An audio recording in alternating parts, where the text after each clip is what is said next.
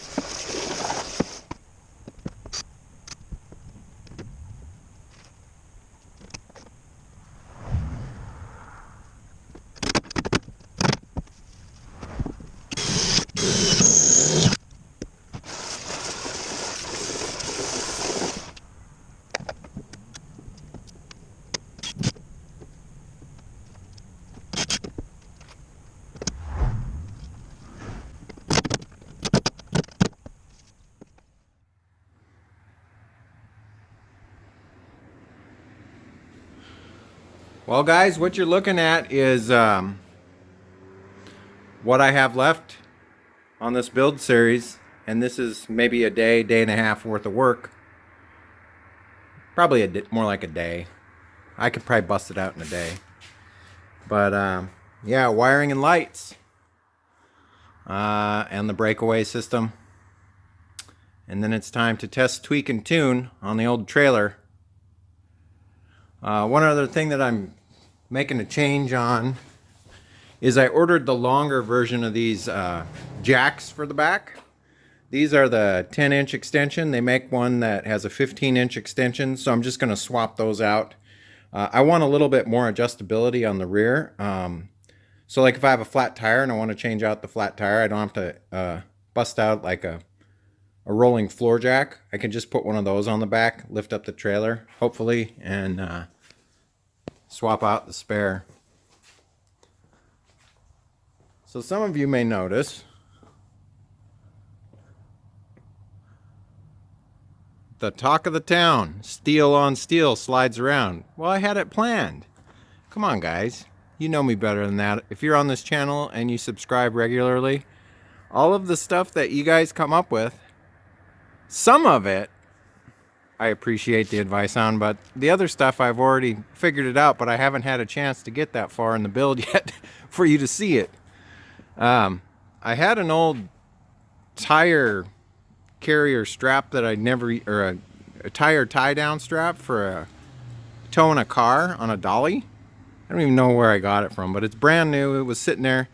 So I hacked the sides off of it, cut out the middle section, and we're using that for these awesome ratcheters to hold the ramps up.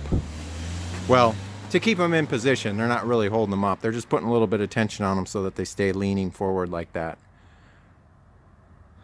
Rock quarry conveyor belt. Remember earlier in the Rusty build series where I told you guys that I had a whole bunch of this stuff, but some of it wasn't worth keeping, and I had this stuff getting flattened and basically behaving under the snowmobile while I was building Rusty, so that eventually I could use it on a trailer of some sort, because now it's nice and flat. It doesn't roll up at all. So I'm pretty excited about that. The buyer's boxes turned out awesome. That's the way I envisioned it on the drawing, and that's how it turned out. Spare tires, I came up with something really simple. I had some chain laying around and a couple of strut brackets, and there's a single chain in there, and as you tighten the bolts down on that, it sucks the tire right up against the front of the bed there. So that worked out good for the spare tires. Very simple design.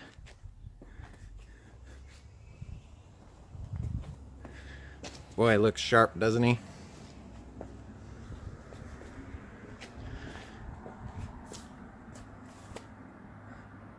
So one of the subscribers on my channel has already named this trailer, and you guys probably already figured it out, but the trailer's name is Overkill. And I think it's very fitting for what I'm doing, since I'm using axles that are way above and beyond anything that I'll ever be towing, and the trailer probably doesn't weigh that much. I'm gonna guess the bed is 2,500 and the rest of it is probably close to 1,500 or 1,000. I'm just guessing. But I'm excited, and this week I'm gonna bust out that wiring and road test the trailer. I'm sure it's gonna do just fine.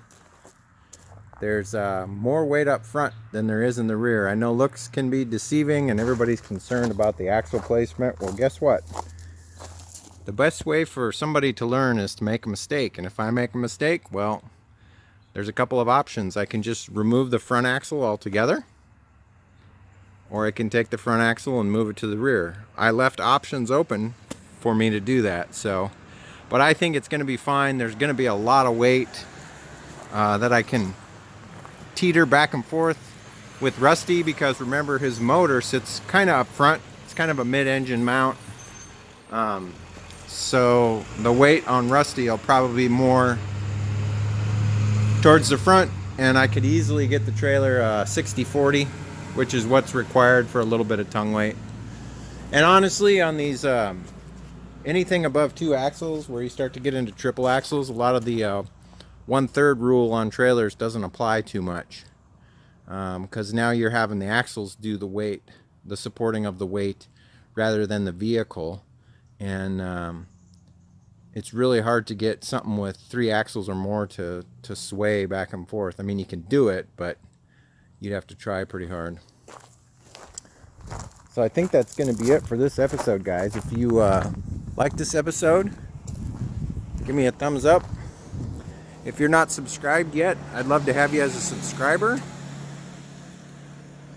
You're going to want to tune in this week, because we're going to test all these systems out.